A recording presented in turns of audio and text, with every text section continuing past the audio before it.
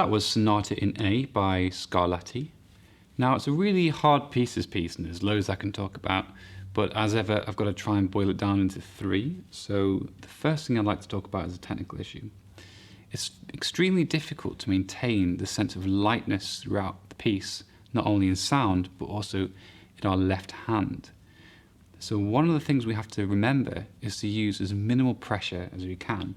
A good exercise for this is the buzz note exercise. Now, it's going to annoy everyone around you, which is really the aim of every exercise. And we'll start off with quite an abstract exercise, and then we'll make it actually relevant to this piece in particular. So we're starting off by playing just on one of the bass strings if you've never done this exercise before, because they buzz easier. And what I'd like to do is play a note, say for example this A, and slowly decrease the power in which you're using with the left hand until you get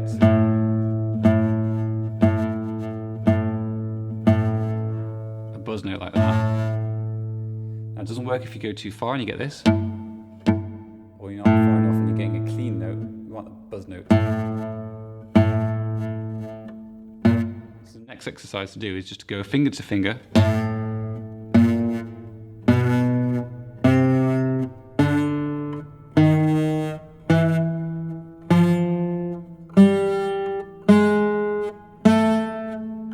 Etc. It's actually more difficult on the treble strings, because then your fingers learn to know how much pressure is needed, and we only need a tiny amount more pressure to get a clean note. So you can actually do the whole piece like that, like this.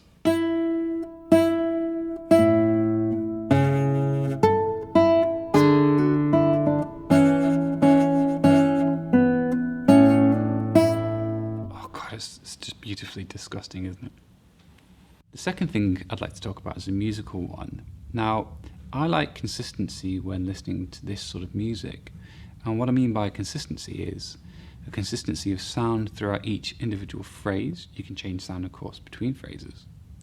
And a consistency in open soundingness. So, for example, if your phrase is using initially a lot of open strings, and then suddenly you use closed strings for the same note, it can sound really odd.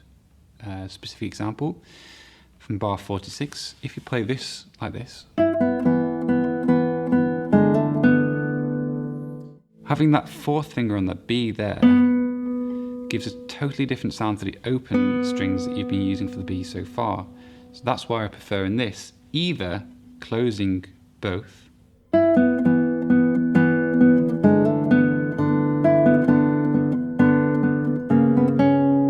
or opening both.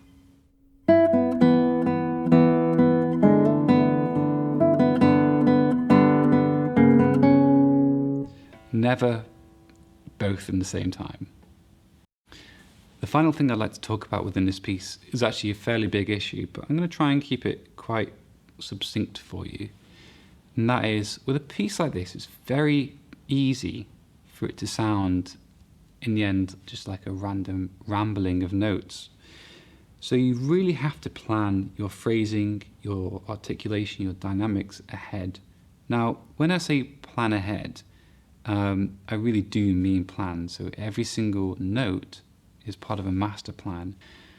It sounds quite prescriptive, it sounds quite stifling, but actually, once you've really made a plan and you stick to it, it can create a really powerful interpretation rather than randomly going between sections. The reason for this is that with any piece, it's got to tell a story. This is disregarding some more avant-garde pieces that are specifically without story.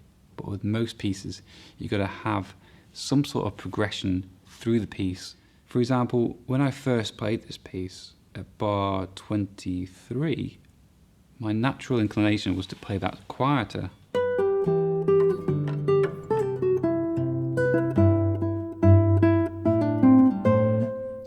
But when I looked at it a bit more closely and I really figured out what story I wanted to tell with this piece, it didn't make sense to have that quieter anymore.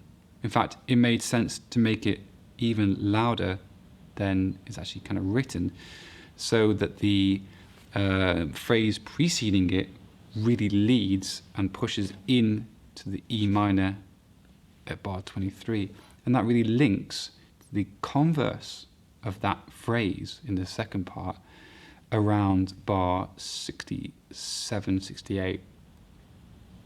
So for me, it's got to be absolutely symmetrical, and it's got to like have a kind of story, a through thread, and that's why I chose to phrase it like this.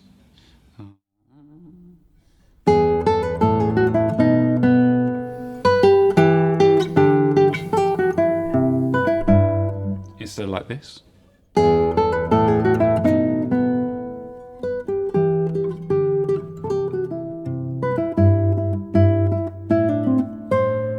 might think to yourself that either could work, but actually when you put it in context, for me, when the musical decisions that I've made throughout the piece, it makes a lot more sense to play it forte instead. So we've got to make these musical interpretation decisions in order to guide the listener through the story you're trying to tell with this piece.